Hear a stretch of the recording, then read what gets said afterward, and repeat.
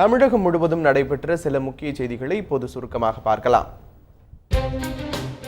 அரசு ஊழியர்களுக்கு இணையான ஊதியம் வழங்க வேண்டும் என்பன உள்ளிட்ட பல்வேறு கோரிக்கைகளை வலியுறுத்தி புதுச்சேரி நகராட்சியில் பணிபுரியும் சுகாதார ஊழியர்கள் உள்ளிருப்பு போராட்டத்தில் ஈடுபட்டனர். இதனால் அங்கு பணிகள் பாதிக்கப்பட்டன.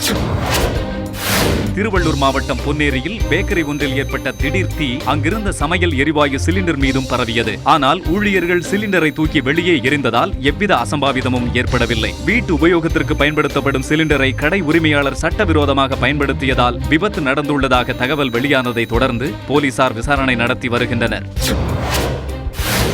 வட மாநிலங்களில் முட்டையின் தேவை அதிகரித்துள்ளதால் நாமக்கல்லில் முட்டையின் விலை 25 காசுகள் உயர்ந்து 3 ரூபாயாக நிர்ணயிக்கப்பட்டுள்ளது. இதனால் கோழி பண்ணையாளர்கள் மகிழ்ச்சி அடைந்துள்ளனர். சேலம் மாவட்டம் எடப்பாடி ஆடையூர் ஊராட்சியில் அனுமதியின்றி செம்மண் கடத்தப்படுவதாக வந்த தகவலை அடுத்து வட்டாட்சியர் ஜெயராமன் தலைமையில் அதிகாரிகள் சோதனை நடத்தினர். இதில் அனுமதியின்றி செம்மண் கடத்திய 2 லாரிகள் பறிமுதல் செய்யப்பட்டன.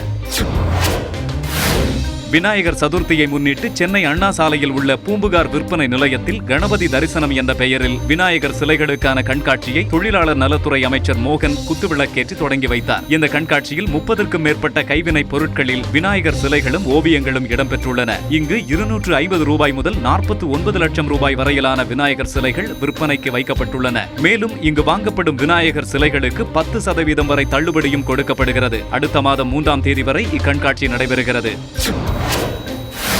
திருவண்ணாமலை மாவட்டத்தில் விநாயகர் சிலை ஊர்வலத்தின் போது மேற்கொள்ள வேண்டிய பாதுகாப்பு ஏற்பாடுகள் குறித்த கூட்டம் கோட்டாட்சியர் அலுவலகத்தில் நடந்தது. விநாயகர் சிலை ஊர்வல பாதுகாப்பு பணியின் போது பின்பற்றப்பட வேண்டிய விதிமுறைகள் குறித்தும் இக்கூட்டத்தில் விவாதிக்கப்பட்டது.